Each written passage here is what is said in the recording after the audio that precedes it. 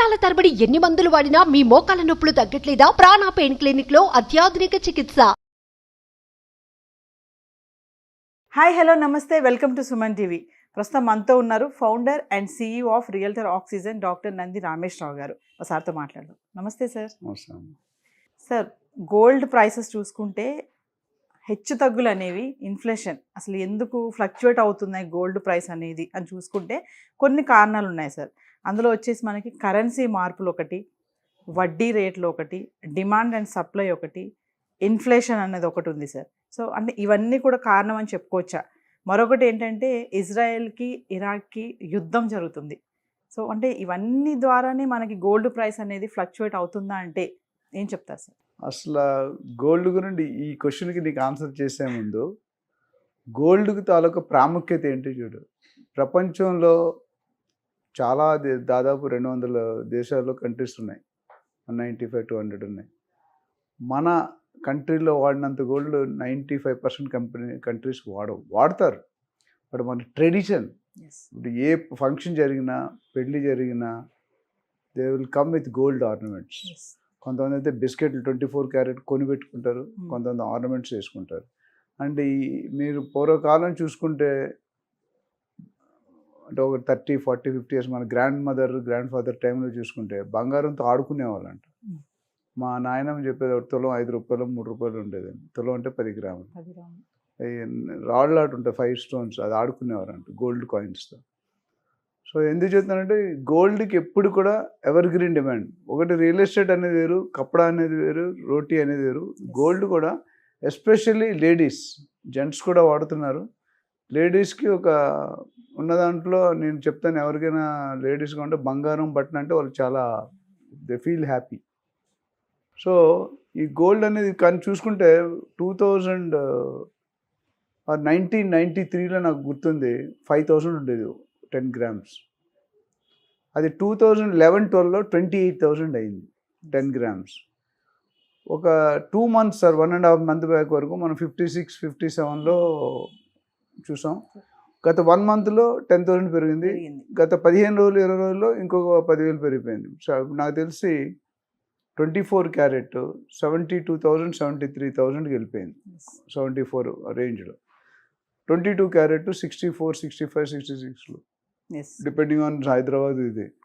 So దీనికి కారణం మీరు అన్నట్టు ఒక కారణం ఉండదండి. This is maintained by group of people. ఆ గ్రూప్ మీకు నాకు ఎవరో తెలియదు. నేను అంతకుముందు చెప్పాను, ప్రతి సెగ్మెంట్ కూడా, ఇండస్ట్రీ సెగ్మెంట్ కానీ, కామర్స్ ఇండస్ట్రీ అన్నీ కూడా they will be a group of people. So inflation ఏ విధంగా పడుతుంది అంటే, ఇన్ఫ్లేషన్ బట్టే మన బయింగ్ కెపాసిటీ, ఇప్పుడు జీడిపి ఎలా డిసైడ్ అవుతుంది. ఇండియాలో 5%, 6%, 7% అంటే డిఫరెన్స్. శాలరీ ఇంక్రీజ్ చేస్తారు. ఎందుకు ఇంక్రీజ్ చేస్తారు? ఇన్ఫ్లేషన్ పెరిగినప్పుడు ఎంప్లాయీస్ తట్టుకొని దాన్ని సాటిస్ఫై చేసుకోవాలి, అంటే కొనుక్కోగలగాలి, లేకపోతే they will stop coming to the office. అట్లా గవర్నమెంట్ డిఏ పెరుగుతూ ఉంటుంది every year, twice or thrice. ఈ ఇన్ఫ్లేషన్ అనేది కూడా it all depends upon how we are trading. అంటే మన ప్రైసింగ్ ఎలా అమ్ముతున్నాం. ఇప్పుడు ఒకసారి ఉల్లిపాయల వల్ల గవర్నమెంట్ ఓడిపోయింది మీకు తెలిస్తే. ఆనియన్ రేట్లు పెంచే 100 రూపాయలు అయిపోతే government follow. So this any single item can collapse, you can make you, రెండు చేయొచ్చు. నెక్స్ట్ పాయింట్ మీరు ఏమన్నారంటే interest rates. So interest rates అనేది మీకు తెలుసో లేదో, సమ్వేర్ ఇన్ 1990sలో 14, 15, 16% ఉండేది పర్ యానం. అలాంటిది మేము కరోనా టైంలో చూసుకుంటే 4% పడిపోయింది. అమెరికాలో అయితే 1-2% ఇస్తే ఎక్కువ. అందుకని అమెరికా వాళ్ళందరూ కూడా ఇండియాలో ఇన్వెస్ట్ చేస్తారు. ఇప్పుడు 6.5-7.5% ఉంది. సో ఈ జనాలు ఇప్పుడు ఇన్వెస్ట్మెంట్ ఎప్పుడు చేస్తాం, దేనికి చేస్తాం అని తెలుసుకోవాలి. ఇన్వెస్ట్మెంట్ మనకి రిటర్న్స్ కోసం చేస్తాం. రియల్ ఎస్టేట్లో పెట్టాలన్నా రిటర్న్సే, గోల్డ్లో పెట్టాలన్నా రిటర్న్సే, స్టాక్ మార్కెట్లో పెట్టాలన్నా రిటర్న్సే, మ్యూచువల్ ఫండ్స్లో పెట్టాలన్నా రిటర్న్సే. అయితే ఎక్కడ రిటర్న్స్ వస్తున్నాయి, ఎక్కడ సేఫ్గా ఉంది, అది ఇంపార్టెంట్. సో ఇప్పుడు గోల్డ్ చూసుకుంటే మీకు ఎఫ్డి రేటు మీద అప్రిషియేషన్ ఇప్పుడు లాస్ట్ 2 months అయిన అప్రిషియేషన్ లాస్ట్ 20 yearsలో అవ్వాలి నాకు తెలిసి, అంత స్పీడ్గా. ఆల్మోస్ట్ 10-15,000 మారిపోయింది. 56 నుండి 72-73కి వెళ్ళిపోయింది. 56, 58లో చాలా రోజులు లింగర్ అయింది, ఆల్మోస్ట్ ఒక 1 year అట్లా అయిపోయింది, కరోనా అయిపోయింది. సో ఈ 15,000 చూసుకుంటే rate of return is very high. 50,000కి మీ 55,000కి 15,000 కలిసిందంటే చూడండి ఎంత పర్సంటేజ్. ఆల్మోస్ట్ అంటే 1 year కాదు 2 monthsలో. కాబట్టి అప్పుడు జనాలు థాట్ ప్రాసెస్ మారుతుంది. ఏంటంటే ఇప్పుడు నేను ఎఫ్డీలో పెట్టుకుంటే 7% వస్తుంది, ఇక్కడ ఎక్కువ డబుల్ వచ్చింది. So why do I keep in FD? Plus ఇక్కడ రిస్క్ ఫ్యాక్టర్ అనేది కంపేర్ టు స్టాక్ మార్కెట్ తక్కువ. స్టాక్ మార్కెట్ కుదేలైంది అంటారు. ఒక 1 year బ్యాక్ క్రాష్ అయిపోయింది మార్కెట్. రియల్ ఎస్టేట్లో కూడా 2008లో క్రాష్ అయింది, బబుల్ బర్స్ట్ అయిందంటారు. తర్వాత ఇంతవరకు ఎప్పుడు కూడా కాన్స్టెంట్గా అవుతున్నాం. సో ఇవన్నీ ఫ్యాక్టర్ల మీద ఆధారపడి ఉంటుంది. గోల్డ్ రేట్ అనేది సడన్గా పెరిగిపోవడం అనేది కాదు, యూ కెనాట్ ప్రిడిక్ట్. ఇప్పుడు సిల్వర్ రేట్ కూడా 1 kg ₹1,00,000 అయిపోద్ది అంటున్నారు. ఇప్పుడు మేబీ 80,000 ఉంది. 80,000ది మీకు 1 lakh, ఎందుకంటే 82, 84 పెరుగుతుంటూ పోతే దే ఆర్ ప్రిడిక్టింగ్ దట్ ఇయర్లో ఇట్ విల్ టచ్ 1 lakh. అంటే అప్పుడు నాకు తెలిసి గోల్డ్కి సిల్వర్కి, గోల్డ్ 10 గ్రాములకి సిల్వర్ 1 kgకి ఒకటి అయిపోద్దేమో రేట్. ఎందుకంటే అది 82లో ఉంది, అది 80లో ఉంది, 72, 73లో ఉంది. Hardly any difference. ఒకప్పుడు పెట్రోల్కి డీజిల్కి అలాగే ఉండేది. పెట్రోల్ డీజిల్ కూడా మీకు బయట నుండి మనం కొనుక్కుంటాం ఇంపోర్టెడ్, అది బ్యారెల్స్ లెక్క, గ్యాలన్స్ లెక్క ఉంటుంది రేటు. $1 అక్కడ డ్రమ్కి $1 ఉంటే అంత పెరుగుతుంది మనకి. అదేవిధంగా ఇంకొక మేజర్ వేరియబుల్ ఫ్యాక్టర్ ఏంటంటే ఎక్స్చేంజ్ ఫ్యాక్టర్, కరెన్సీ ఎక్స్చేంజ్. ఇప్పుడు సింగపూర్ డాలర్ వేరు, ఆస్ట్రేలియన్ డాలర్ వేరు, మలేషియా రింగెట్స్ అంటారు, యూఎస్లో డాలర్స్ అంటారు, యూకేలో స్టెర్లింగ్ పౌండ్స్ అంటారు.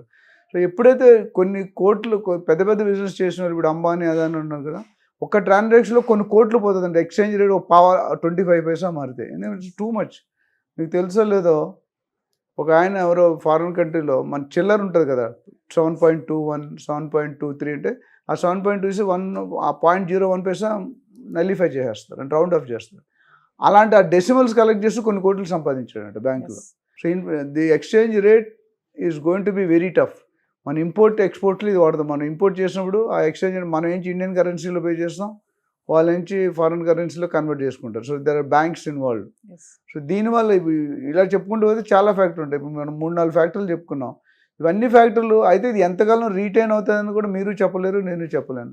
But gold rate increasing is a positive sign. ఎందుకంటే రూపీ వాల్యూ తగ్గిపోతుంది అప్పుడు ఎక్స్చేంజ్ దాంట్లో. సో ఈ పెరగడం మంచి, ఎంతవరకు పెరుగుతుంది, ఎక్కడ స్టేబుల్ అవుతుంది. ఇప్పుడు రియల్ ఎస్టేట్ చూసుకుంటే ఆర్టిఫిషియల్ జంప్ అని అనుకున్నాం ప్రైసెస్. ఇది అలా కాకుండా ఉంటే మంచిదే, బట్ ఉంటుందా లేదనేది the future has to decide. Sir మరి యుద్ధం గురించి కూడా అనుకున్నాం కదా, ఇజ్రాయెల్ ఇరాక్ యుద్ధం అది జరుగుతుంది. డెఫినెట్గా అక్కడ కూడా ఇప్పుడు రెండు ఫ్యామిలీలు కొట్టుకుంటే ఏమవుతుందని మీకు తెలుసు. ఇప్పుడు ఇరాన్ ఒక కంట్రీ, ఇజ్రాయెల్ ఒక కంట్రీ, వాళ్ళిద్దరు టఫ్ ఆఫ్ వార్ నడుస్తున్నారు. యూఎస్ నుండి మిగతా కంట్రీస్ నుండి వాళ్ళని కూల్ చేయడానికి ఆలోచిస్తున్నారు. బట్ ఇంకా అది ప్రాసెస్ ఉంది. It is not succeeded. Maybe successful అవుతుంది ఇవాళ కాదు రేపైనా. అది అయిన దాకా ఇప్పుడు ఎవరు ఉంటారో, ఎవరు పోతారో, ఏ బిజినెస్ ఉంటుందో, ఏ బిజినెస్ ఎవరికి తెలియదు. సో ఇందులో ఈ షేర్ మార్కెట్ కానీ బంగారం కూడా ఏమవుతుందంటే ఈ గొడవల్లో ఏమవుతుంది, డెసిషన్స్ తీసుకుని కొంతమంది అమ్మేసుకుంటారు, కొంతమంది కొనుక్కుంటారు. ఎక్కువ అమ్మేసుకునే ఉంటారు. అప్పుడు ఏమవుతుందంటే ఎక్సెస్ వచ్చింది అనుకోండి, రేట్ తగ్గిపోతుంది. లేదా అసలు అమ్మట్లేదు, కొనుక్కుంటూనే ఉన్నారు, దెన్ రేట్ ఎప్పుడు పెరిగిపోతుంది. It depends upon the supply and demand gap. ఆ గ్యాప్ అనేది ఎక్కువ ఉన్నప్పుడు, తక్కువ ఉన్నప్పుడు ఆ బిహేవియర్ మారిపోతుంది. కన్జ్యూమర్ బిహేవియర్ బట్టి డిమాండ్ ఉందనుకోండి, మీకు మంచి పెద్ద డిమాండ్ ఉందనుకోండి, మీ దగ్గర లేదు. ఇప్పుడు పెట్రోల్ పంపులు రేపు స్ట్రైక్ అంటే ఇవాళ కార్లన్నీ లైన్ కట్టేస్తాయి.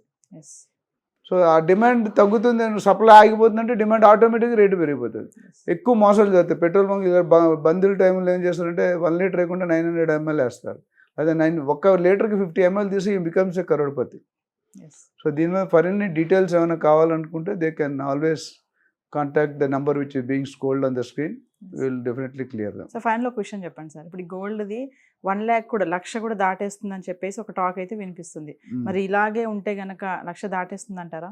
అవకాశాలు అయితే కనిపిస్తాయండి. Possibilities are there. మనం టూ ఎర్లీ టు డిసైడ్. ఎందుకంటే 56, 58 నుండి ఒక్కసారి 15,000 పెరిగి 72, 73 అయింది. అండ్ ఇట్స్ మ్యాటర్ ఆఫ్ 2, 3, 4 వీక్స్లో అయింది. So possibilities are there. అవుతుందని ఖచ్చితంగా చెప్పలేం, but it is in the positive move. Thank you sir. Thank you. Suman టీవీలో మీ పర్సనల్ అండ్ బిజినెస్ ప్రమోషన్స్ కోసం కింది నెంబర్కి కాంటాక్ట్ చేయండి.